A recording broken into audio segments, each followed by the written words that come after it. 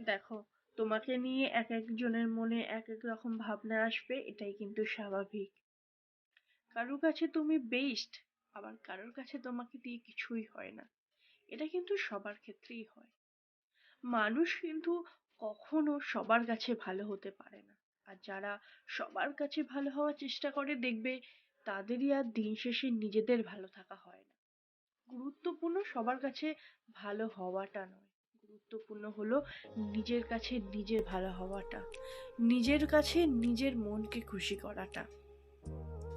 আর তুমি যদি নিজে খুশি থাকো, নিজে ভালো থাকো, তাহলে অন্যরা তোমাকে নিয়ে কি ভাবছে কি বলছে সেসব কথায় কান দিও না। ভালো থাকো নিজের ছোট ছোট আনন্দ নিয়ে, ভালো নিজেকে বাঁচতে শেখো, ভালো নিজেকে রাখতে শেখো। তো আজকের ভিডিওটা এইটুকানি।